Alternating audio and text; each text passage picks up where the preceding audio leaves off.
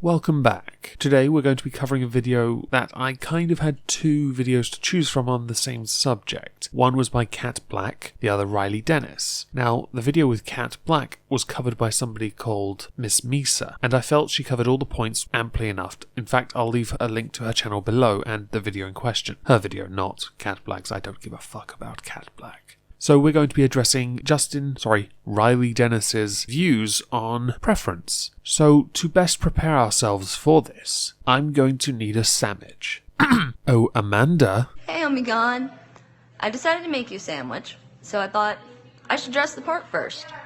So I got on my pretty little housewifey dress, barefoot as can be, and I've made you ham and cheese, peanut butter and jelly, and turkey and cheese. Yummy. Enjoy. You know you've made it on the internet when your subscribers are sending you sandwiches through your page on Facebook. Thank you, Amanda. So, Riley, tell us why it's wrong for people to have personal choice. Tell us how it's discriminating against others. Would you date someone who's trans? Would you date someone who's black? Would you date someone who's fat? Would you date someone who's disabled? If the question is, would I date someone that is trans, black, fat, and disabled? The answer is most likely not. Two of the four together make me uncertain enough as it is. And I mean uncertain in that I'm not sure if I could find someone that is trans or disabled attractive, depending on which disability they have, and I'm still fairly uncertain on my feelings towards dating someone that is trans. But that's a personal choice, right? You can't really ostracize somebody for having a personal opinion or taste or whatever, really. Now, each individually, I've already covered trans and disabled. Black, I have no problem with the colour of someone's skin. Weight, there are limits, but I actually would say I would date someone that is fat. It just depends on what you define as fat, and also at the same time, how fat that person is. Tess Holiday size, not gonna work for me. Now, honestly, I don't know what your answer is to those questions, but I've met a surprising number of people who would say no to all, or at least some of them. Oh, the horror. How very non-progressive. I do have to ask you, are you pansexual? Now this is relevant because if you're pansexual, you'll basically fuck anything, right? That's pansexual, right? Not that. That is not pansexual. Shut up. Stop it, Pat. I only ask because you yourself have a preference. Surely by the definitions you're about to give us, this is wrong, and you are a hypocrite. Their argument is that it's just a preference, and that you can't control who you're attracted to. I know you're going to go into some deep-rooted meaning about how we are programmed a certain way, but for that person, simply saying it is a preference is an easy answer, rather than going through several questions to try and understand that person's reasoning behind having a preference. Although I've no doubt this is going to have something to do with discrimination. I think most of the time that this is brought up, it's in regards to race. I'll link to a couple really good videos in the description about racial dating preferences. Oh, look at that. The Cat Black video I earlier mentioned happens to be in your little list of citations, along with a video by MTV Decoded, which means we get to listen to the lovely racist tones of Francesca Ramsey, and you accompany it with two citations, one of which is for Everyday Feminism. Everyday Feminism is not a source, you stupid cunt. Now, as for dating preference. Now, as far as dating preferences go, certainly with racial preference, I don't really understand it, personally. But that's because I've dated someone who's white, I've dated somebody that is Chinese, and I've dated someone that is black. Race was not the defining feature for why we dated. Although I have to admit, Chinese women are pretty hot. Anyway, go on with your...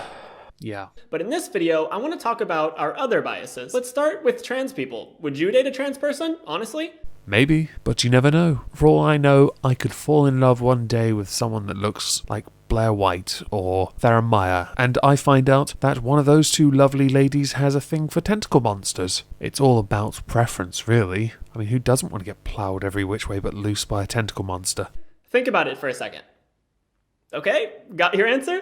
Well, if you said no, I'm sorry, but that's pretty discriminatory. This isn't a job interview. They're not going to go before an employment tribunal, a dating preference tribunal, because they have made the conscientious decision that they do not prefer to date that particular type of person. I know girls who solely date black guys. They are white themselves and only like to date black guys. Surely they are being discriminatory towards all other races. Now, don't get me wrong, I'm not saying you're a horrible person who hates trans people. There was probably a time in my life when I said I wouldn't date a trans person, but since then I've thought critically about it and changed my mind. Yeah, it's pretty amazing what you can get done when you're squatting and surfing and looking at definitions for words to try and find new meaning and subtle nuance in bullshit. I could sit here and show you photos of conventionally attractive trans people. There are definitely trans people who you would never know are trans unless they told you, because they pass for cis. There are some that can easily pass off as cis, but what is the point? It can't be that not wishing to date someone that is trans is discriminating, is it? Is it that this is proof that we are programmed as a society to see cisgender as the norm and not accept people for who they are, or what they want to be in the case of Tumblr fakes? I accept that preference is a choice. Shocking, I know. I also accept that preference does mean that some don't get to be with those that have a preference because they may not be what that person wants. I do not see this as a problem though. We live on a planet with 7 billion people, and in some places choice is taken out of the equation altogether, so I am just glad I get to make a decision for myself. And if this means someone can't handle rejection, yes, I'm implying that my tentacles make me highly desirable to all Japanese women and hentai lovers, then that is tough luck. And that might convince some of you,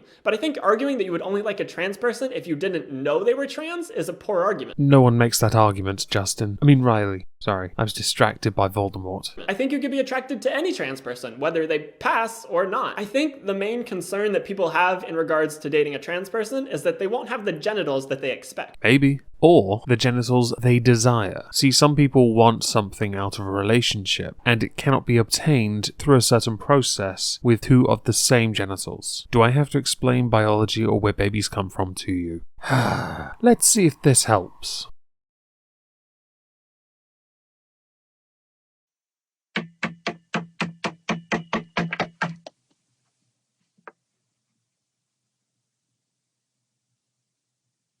How very problematic.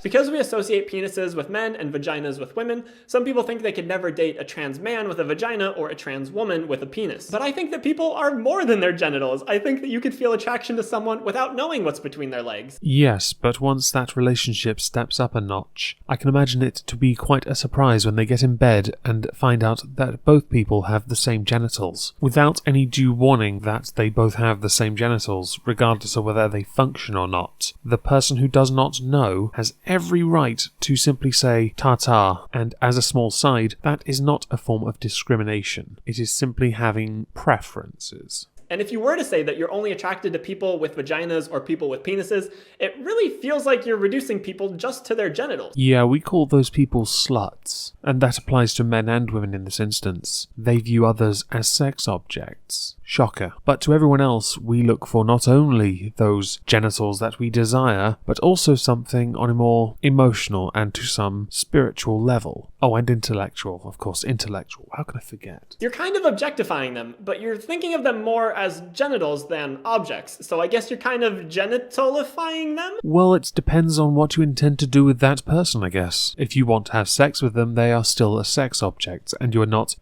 genitalifying them. But if you want something meaningful in a relationship way, maybe, depending on, again, preference. If you are looking for a conversation or a friend, it plays no part. Gender really doesn't play much of a part. Anyway, my point is, we have implicit biases that we were raised with or that we developed over time, and they can be hard to get rid of. And I think this can be especially prominent within the queer community. Gay men often pride themselves on being disgusted by vaginas, and the same goes for lesbian women with penises. I can get behind the idea that we are raised a certain way, depending on the kind of parents and then their upbringing and so on and so on. However, I don't consider it an implicit bias. I consider it a preference. If you met someone who was extremely attractive, had a great personality, but didn't have the genitals that you wanted, you might be surprised to find that it isn't a deal breaker. I'm afraid to say, Justin, Riley, in this instance, you are actually wrong. You see, if somebody wants something or is looking for a particular thing, they are well within their rights to call it off if they do not get what they are after. As someone who is trans and gay, sometimes people ask me, with a very accusatory tone, if I would date a girl with a penis. Yeah, I saw that lesbian thing on your Twitter page. Originally, I think you changed it at one point, but it's there now. And I am curious, would you date a lesbian with a penis? Since you yourself are a lesbian with a penis. Something doesn't feel right about this. Maybe it's my biases. Because there's this stereotype that trans lesbians are just predatory cis men creeping on cis women. But the thing is, I absolutely could be attracted to a woman with a penis. I could be attracted to any woman, cis or trans. If I find you attractive, I don't care what you have down there. In the palm of my hand, excluding the Bane Ball, custom Pokeball, is the collective sum of fucks I give about who you may or may not find attractive. Because it is your preference. It is yours and yours alone. It does not mean you are better than anyone else because you may or may not find someone else more attractive, or attractive at all. But you can unlearn your own prejudices. It just takes time and conscious effort. Why should I change what I like? The only thing you're doing here is trying to make me feel guilty for having a particular taste. That doesn't work. Nor does telling me that I need to unlearn, don't get me started on that, unlearn my own prejudices and biases towards who I find attractive. And the way that we talk about potentially dating trans people has a lot in common with the way we discuss other preferences. Please don't do the air quotations around preferences. You've already made it clear you have a preference. It's kind of already bound to your sexuality. It makes you a bit of a hypocrite, really. Saying that you're not attracted to fat people isn't innate. It's informed by a society that tells you that being thin is ideal. Chances are, if you are not a chubby chaser, you are someone who prefers someone of the more healthy type. It is not something solely bound to skinny people to be healthy. Everything in the media you consume is bombarding you with messages that skinny is beautiful and fat is ugly. And even the nicest of people absorb these messages to some degree. I think for the most part, since we don't really trust the media so much these days, we accept that beauty is subjective, i.e. in the eye of the beholder. It is why some, as you would call it, fetishize a fancy for fat women, or fat people, I guess. I stand by the idea that you can be fat and still be considered healthy as long as you fall within a certain bracket, and skinny and be healthy as long as you fall within a certain bracket. Healthy is key. It isn't all about visual attraction. Don't blame the media for this one, by the way. We don't trust them anyway. But again, if you find someone attractive and really enjoy spending time with them, there's no reason why their weight should be a factor. Thank you, lesbian Captain Obvious. Now, if you're not attracted to someone, you're not attracted to them. I'm not going to tell you that you have to be attracted to this fat person or that trans person or that disabled person. No, but you're quite happy to make people feel guilty for having preferences and wasting my time by saying this so late into your own bloody video. Thank you all for listening.